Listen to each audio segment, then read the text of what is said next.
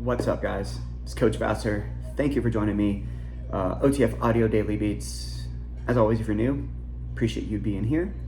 Listen to me talk about these workouts, giving you my insight. If you find value, information in the description to support me. If you don't find value, let me know. Yeah, Sunday, February 9th, game day. Now, this is a specialty workout. Just as a quick recap, you have your benchmarks, you have signatures, specialties. Benchmarks, obviously that's very simple. You know, what we do on the tread, what we do on the rower, 1 mile, 12-minute run for distance, 200, 500, 2,000 meter row. Those are your benchmarks. Signature workouts are the named workouts that basically never change. So Infinity, Inferno, Catch Me If You Can. Specialty workouts. These are themed, but they're not necessarily the same every time they're run. So game day, this is for Super Bowl Sunday. They've been doing this a few years. The ones that I remember last year and the year prior were 3G only formats, but in 2022 there was a 2G and a 3G version. This year, another 3G only format. And I know in the past they've done some pretty fun stuff with coin tosses and everything. They did not do that this year, but you probably could get away and do a coin toss anyways to determine who goes first in a partner situation. Anyways, get ahead of myself. Let's talk about everything, give you the key concepts, kind of give you the flow of class, and then go on from there.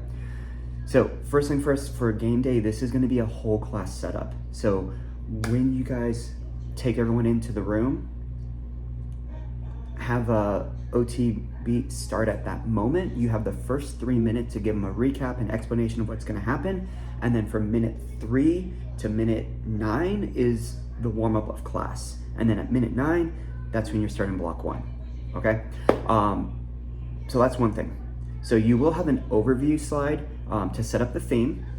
It will say game day, tread, how far can you go, rower, can you complete 100 reps, floor, offense versus defense.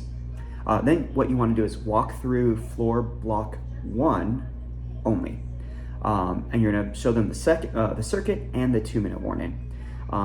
Explain the treadmills, explain the rowers, and then how it comes into game day theme. Then go to the stations and then get them warmed up, okay? Now let's talk about the key concepts. So for the treadmills, we're gonna accumulate as much distance as possible in block 1, match your beat in block 2. Rower, we have 2 blocks, and you must complete 100 reps in each block to get to the bonus. And then on the floor, each block starts with a circuit, then it's offense versus defense for the final 2-minute partner challenge. Awesome. All right, key things here when it comes to setup. If you normally have benches out for, option purposes, I personally would not have benches out because we want as much floor space as possible because there's going to be a lot of lateral movements and things being done from the floor. So hopefully whoever closes the night before puts the benches away, have all the floor space you need to be successful for this. So looking at the treadmills first, then the rowers, then the weight floor. Treadmills, we're gonna have 6.5 minute block twice, 75-second walk recovery in between. Now the weight setup, both blocks are exactly the same until the last 2 minutes, okay? So we're gonna see 3 rounds of a 30-second push, 30-second all out, 30-second walk recovery. They'll do that 3 times. After the 30-second walk recovery, they'll then have 2 minutes for a tread for distance. The key thing is distance is being collected from the very first interval. So at the start of the block, clear out your screen, set the intention of, hey, we are tracking our distance for the next 6.5 minutes. How far can you get?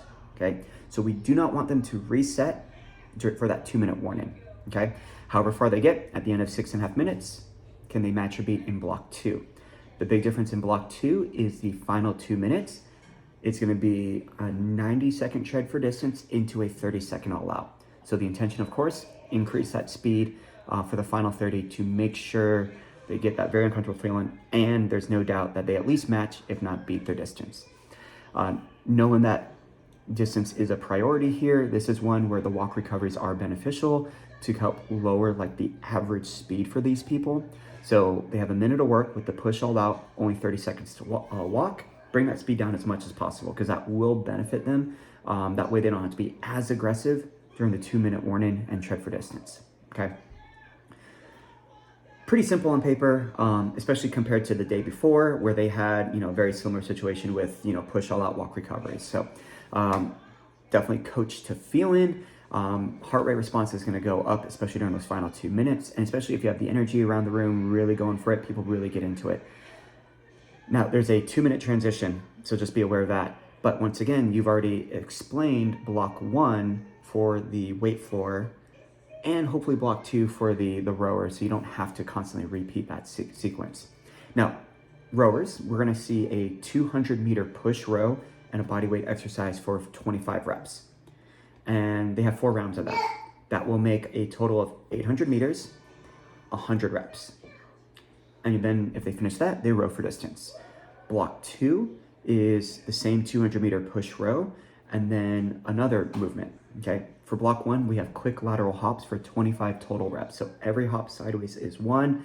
So yes, they'll end on an odd side.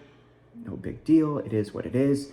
And then for block 2, it's the foot exchange. And this is the one where they're going to start with 1 foot in front, 1 foot back. They jump and switch, okay? Obviously, that jump and switch bothers them. They could do quick feet, so step forward, step back, 2 forward, 2 back as an option. Same thing, get through 4 rounds, and then row until the finisher, which is a 30-second all out. All right, weight floor. This is the one where it's going to be a little cumbersome if you don't set it up correctly. So you have 6.5 minutes for the block. The first 4 minutes is an individual circuit, okay? The first 4 minutes, individual circuit. When the treads do their third 30-second walk recovery, that is when you want to give the weight floor the heads up, stop what you're doing.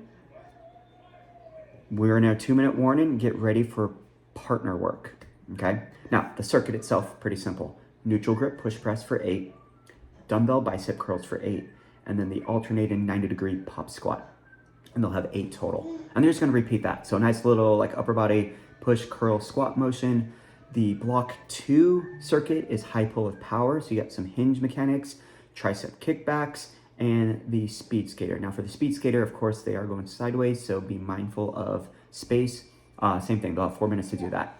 Now let's talk about the 2-minute warning and the partner thing.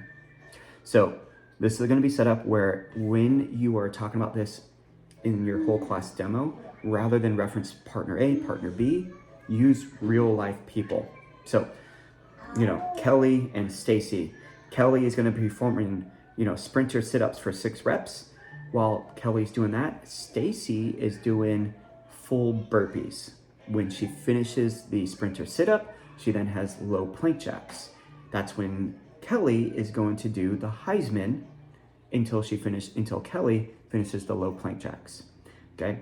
So, partner A is always doing the sprinter sit-up and low plank in block 1. Partner B is always doing burpees or Heisman in block 1. When we move to block 2, that's when they switch. So then whoever was doing the burpees, they are gonna do the sprinter sit-up.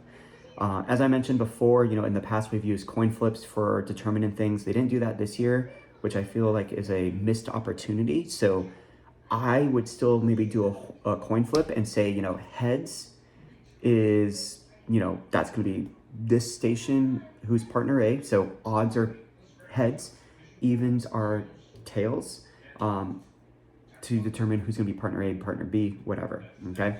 So that way when you go in there, they know who is going to be partner A for that class and who's going to be partner B for that class. So anyways, the partner thing is exactly the same between the 2 blocks. Of course, who's performing what will switch in the second block.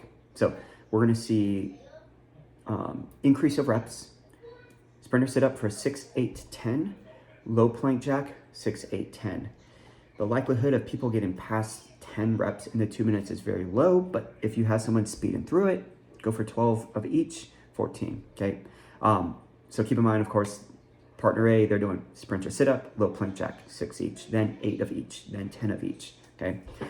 Full burpees, Heisman. So obviously stuff on the floor, stuff going laterally. This is why it's very beneficial to not have the benches out, but have benches in a select area that's accessible for people to grab if they need it for options, especially with like the full burpee. Hands on the bench, stepping out, standing up, rather than going down to the floor, okay? This is one where if you are a fan of football, try to bring in as much analogies as you can. But if you're like me, where you're like, go sports ball, good luck. So, yeah. I mean, touchdown 6 point, kicks 1, safeties 2, field goals 3. That's really all I know. I don't pay attention to football anymore. I know the rules change all the time. But anyways, definitely if you are able to take this class, I know game day is always a very fun one because the sense of the unknown for the members, because they've always done, something different between the two groups with that coin toss, whether it's like what incline are they going to do or yada, yada, yada, where they're going to start, how the flow of class will go. That's what they did last year was, hey, heads, we're going to do the normal rotation, but tails, we're going to do a backwards rotation. And that was a lot of fun because people were very confused, very chaotic, running around like chickens with their heads cut off. Anyways, they don't have a coin toss this year, but I feel like, opportunity at you guys to do it for who determines which station is partner A, which is B. So anyways, I'm done rambling. That's going to be your Sunday, February 9th. Obviously, this one does not repeat since it is a specialty workout for the month. Otherwise, you guys coach it down.